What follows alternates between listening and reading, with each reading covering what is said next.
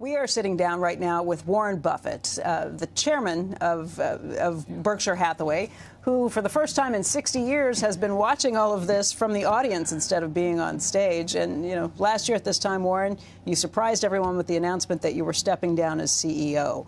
Fast forward a year, and here we are. What do you think? Well, I think it's all working. It's all working. It isn't our ideal surrounding area or environment, I should say, in terms of deploying cash for Berkshire. Okay.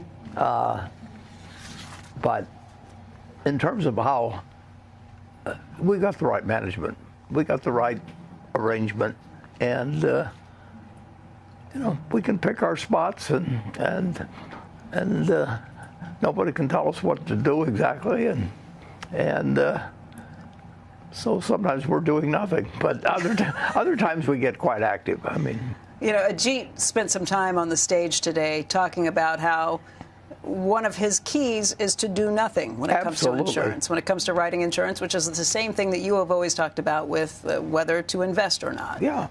The world is full of people that are offering you things to do, and then the question is to find one that you know makes sense. And there may be 20 out there that make sense that you don't understand, and you just leave them alone.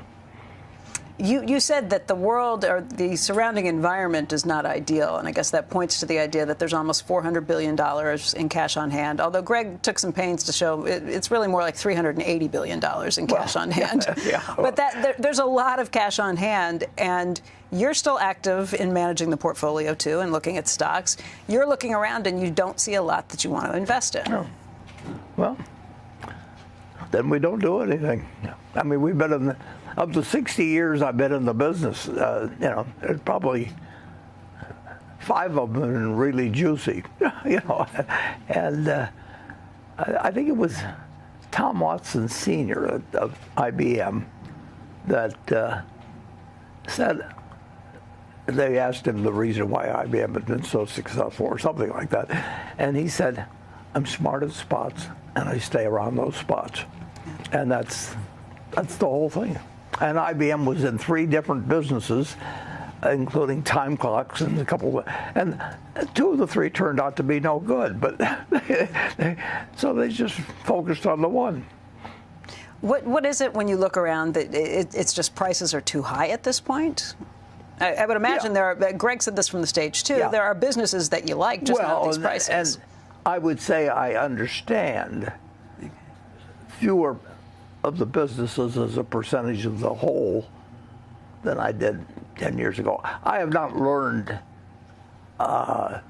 new industries for some years, you know, and so I don't kid myself on that. I'm not going to learn them. I'm not going to have an edge on, you know, a whole bunch of younger people that have actually grown up with them, used the product, seen things, but well, as I mentioned, you know, you don't have to understand too many if they're like Apple. But looking around, let's just get some macro thoughts on this, because I don't know that this is something that Greg is going to comment on per se. Just looking at the macro stock market environment, what does this feel like to you? Does it feel expensive? Does it feel like there are opportunities in some places? Well, it feels like, you know, I've compared the markets to a church with a casino attached, and people can move between the church and casino, and I would say there are more people in the church and more people in the casino, but the casino's gotten very attractive to people. You know, if you're buying one-day options or selling them, I mean, that is that's not investing, it's not speculating, it's gambling. You know, just totally.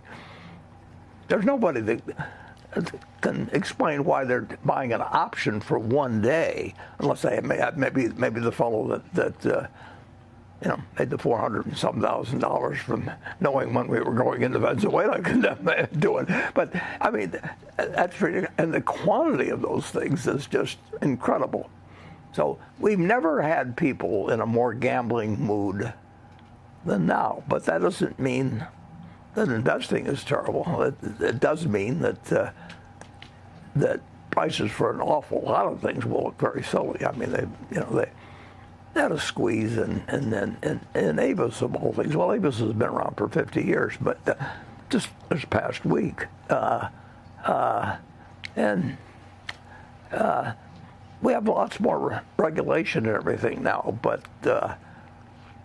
people spend their time figuring out how to get around the rules rather than follow the rules. That's just a challenge. The type of investor you are, though, is you laid it out yourself. In the 60 years you've been doing this in the business, you've had maybe 5 juicy years. I guess that means you're always looking for the next juicy year.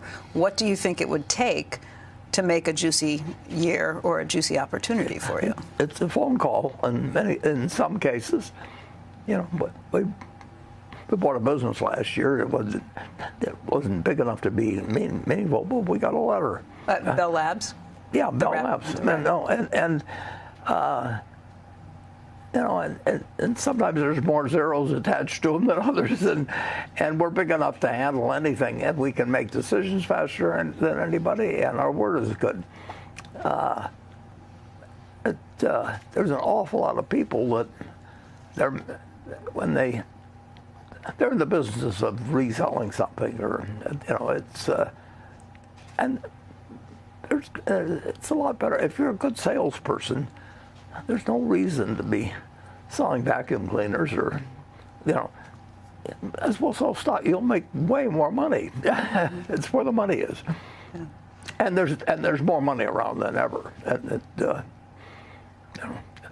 But the best opportunities have probably come when the macro environment leads to panic. That's the most likely. Right. Well, the most likely time to buy things is when nobody else will answer their phones. Everybody else talks about their wonderful trading departments and everything. Just try them out. Sometime when markets are collapsing, they don't answer the phones. Right. And if they do, the bids are subject, and the offers are subject, and the spread is wide, and they'll use the information they get from you about what you want to do to go out and kill you some other way. I mean, it's really like going through a slaughterhouse. I mean, you don't feel like eating hot dogs for a while. I guess what I'm trying to get at is, do you see the circumstances building up anywhere that could lead to a time like that again? Is any sort of panic in the market? Sure. Where do you see them? Well, if you saw them, they wouldn't happen. Okay. I mean, you've got all kind of, you don't worry about what people are talking about can happen. It's something that comes out of the blue, but something will come out of the blue. Yeah. I mean, a nuclear bomb can come out of the blue. Well, let's knock on wood on that. It doesn't do any good to knock on wood. That's that's the point. Yeah. It was the Archduke getting shot, in 1914 or something like that for World War I. And it's just take everything in life, and if it's something people are talking about and thinking about, it's not going to happen. Yeah. But there are things that can happen out of the blue.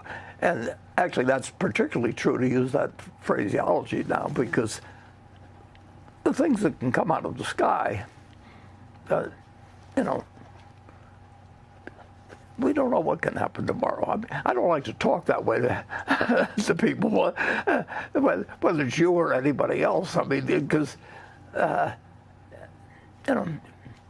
whether it does you a lot of good to worry about that, I don't think it does do any good to worry about it. I think it's good to be cognizant of it, but the worrying about it is terrible. I don't like to even cause that belief with people. I don't like to go around. Yeah. Tell them the end is coming, or something like that. A friend told me yesterday he's recently started using the phrase, I don't fret, I don't worry. And that's probably a good way to go about life. But let's talk about some of the issues that are out there right now. Inflation is up. That's an issue. So how does Berkshire handle that with its businesses? Well, we can't handle runaway inflation except not to be there in the way of it. And if you look at the number of countries that have had runaway inflation since World War II, in my lifetime.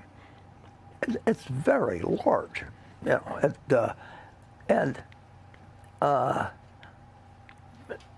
once you create that, it becomes a different world. Germany obviously experienced it after World War I, but there are dozens and dozens of countries that have experienced it, and of course you have countries that have gone bankrupt like 6 or 7 times. I mean, it's just amazing what people do in financial markets. What about the inflation that we're dealing with right now, which is, not excessive? It's north of 3% at this point, but we're not even back at the levels we were during COVID. We're looking at 8 to 9%. So what about just higher energy prices, how that works through the line, and how you handle it? Well, it came close before Volcker. I mean, it was cash is trash, and people were losing faith in the currency, and they felt they could borrow and 12% to earn 6% on farming or something like that, and they had huge farmers in this state, Nebraska, collapse because they bought beyond the earning power. They paid interest rates beyond the earning power just because they felt that the dollar was going to disappear and the land wouldn't disappear, and it's tragic for many people, and if you're the best doctor in town or the best lawyer in town, you'll always make money under any situation. The best TV personality. I mean, but what not having faith in the money does to a country, it turns it into something else. Yeah. And I've always hoped that the U.S. never does it, but we are not immune from it happening. We have a lot of control over whether rates may go up a half a point or down a half a point, but we may have less control over whether they go up 50 points. You've long been a supporter of Jay Powell's. Exactly. He had his last FOMC meeting as chairman just this last week.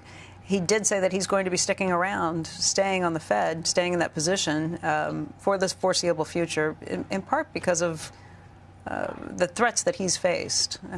I'll feel better when he's there than when he's not. I mean, I felt better when Volcker was there. But economists aren't the best at this sort of thing either.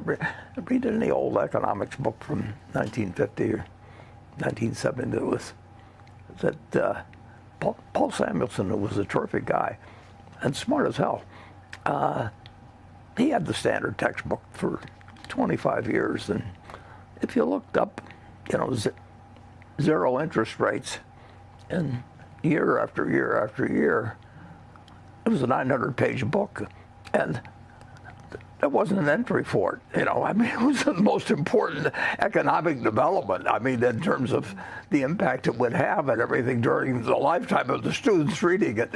But it's what you don't think of that does all the damage. Yeah. Let's talk a little bit about CEOs in some of the Berkshire holdings. You mentioned Apple's Tim Cook and just the phenomenal job you think he's done. Incredible. He's not the only one of your major holding CEOs who stepped down. James Quincy recently stepped down from Coca-Cola, too. And we just spoke with Vicky Holub, who announced that she is retiring and stepping down from that position at Occidental. Part of what Greg's talked about is how stable that portfolio is. And these holdings are companies that he knows and managers that he knows. There's going to be some new managers in some of those major holdings coming in. Is that a problem? Well, it was certainly a problem with Coca-Cola there for a good many years when I was around the company. I mean, sure, it's and you have the most problems with a really good company because it'll continue.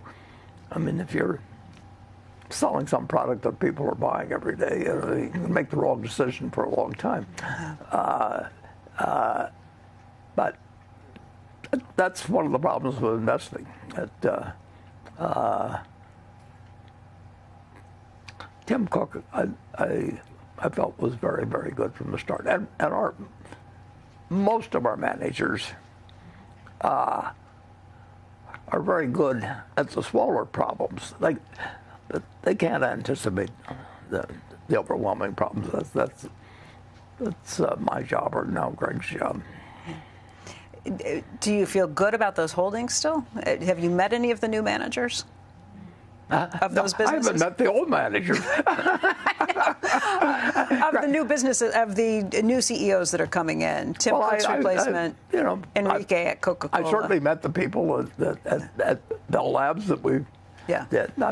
And obviously I met Becky. We made the deal, and so I enjoy meeting the people.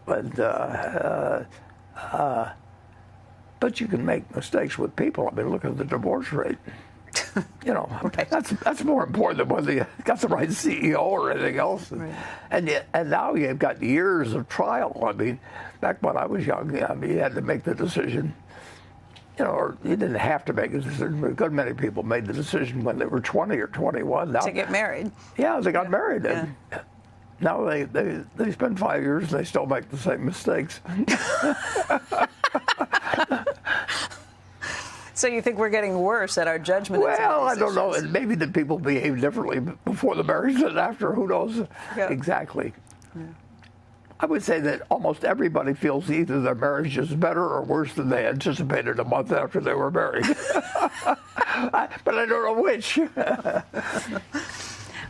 Warren, let's talk a little bit about deepfakes, because the deepfake Warren that popped up early in this session was pretty good. They had somebody standing up. Greg was joking about it, but the first question went to a guy from Warren up in the rafters who lives in Omaha. You've been concerned about some of these AI deepfakes and what that means for the world. Yeah, I would be concerned if everybody was. Well, actually, the worst thing would be to have a really good imitator of any president that came along. I mean, just imagine. Well, yeah, we had that famous thing before, way back in New Jersey, where the Martians coming and everything like that. War of the Worlds with Orson Welles. What you can do,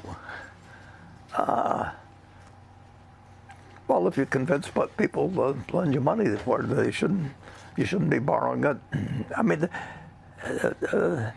it's scary. And it's particularly scary when you have 9 countries or so with the nuclear weapons and people working on something even more later. We haven't dealt with this. We don't know what's going to happen. Yeah. Let's circle back to Berkshire and the Berkshire of today. I think I was speaking with you yesterday or the day before, and we were talking a little bit about Greg Abel and what a nice guy he is. And He's a terrific guy. You said something interesting to me, though, about how you picked him, and it wasn't because he was a nice guy. Why did you pick him?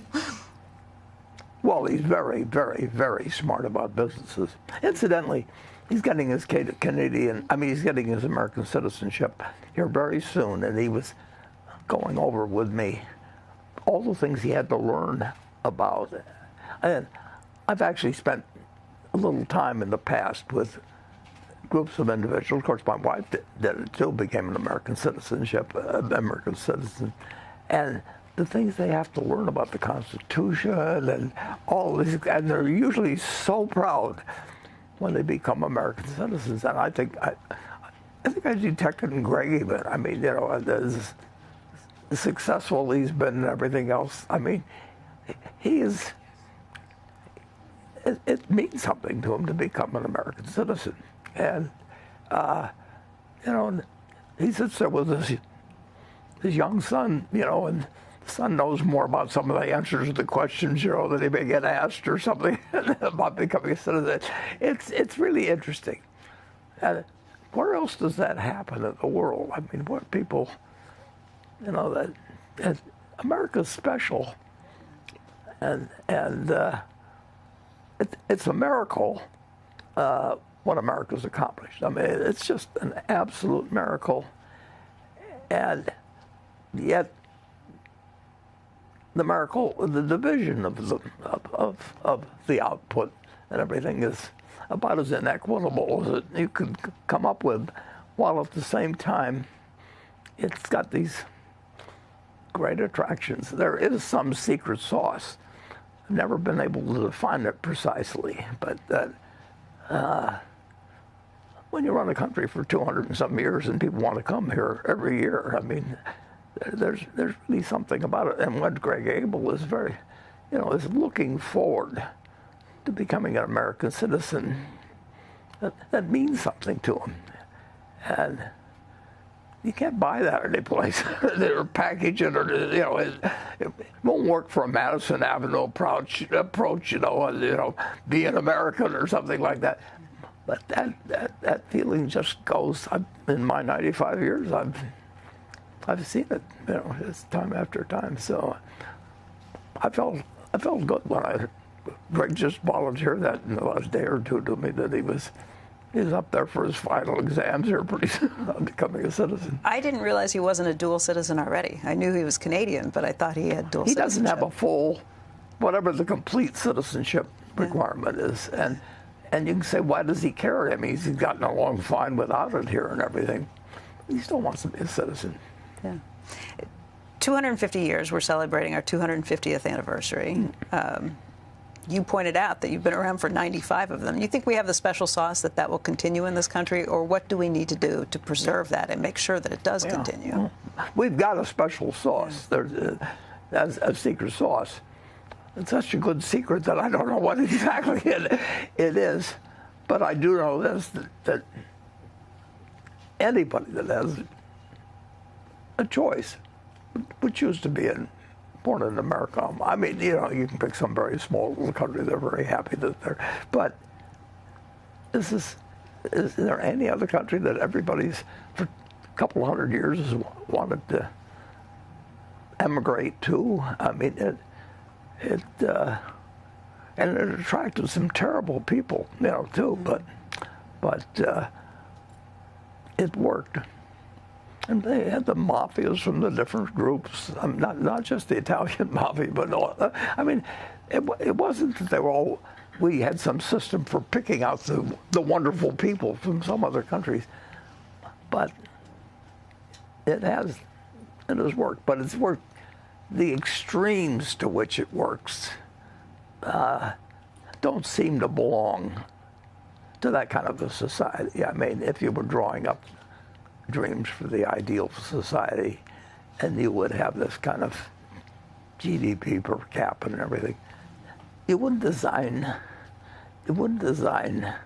the inheritance laws. You wouldn't. I mean, you'd just do all kinds of things differently, but somehow it's worked. But that doesn't mean that we can't do better. I mean, at all. Warren, there are thousands of people, shareholders and partners of yours for decades in some cases, who are sitting out in this arena right now. And I just wonder if there's a message you'd like to give to them. Those who've been following you for years and who've been partners of yours for years. The number one rule I give them is just not give them the golden rule. To others, I'm not a religious guy, but I mean, nobody said it any better in a couple thousand years than that, which may be why it's lasted to a certain degree too. I mean, more people are reading a 2,000-year-old book about how to behave than anything that anybody's coming up with lately. Now, it's got a lot of, particularly the Old Testament, it's got different kinds of stories to some extent, but if the whole world lived by the golden rule, it would be such a more wonderful society. Do unto others as you'd have them do unto you. Yeah, and that's true for everything from parenthood to being a boss to being just everything in life. and it doesn't cost you anything. In fact, it's reflected in better behavior toward you. So I mean, it's a very selfish sort of thing in one sense. But I've never seen anybody that's unhappy that behaves that way. And I've seen a lot of people in a lot of different kinds of situations. Warren, I want to thank you for taking this time to sit down with us today. Warren Buffett, the chairman of Berkshire Hathaway. Greg Abel is going to be taking the stage in just a moment, and you will see more from him in just a moment.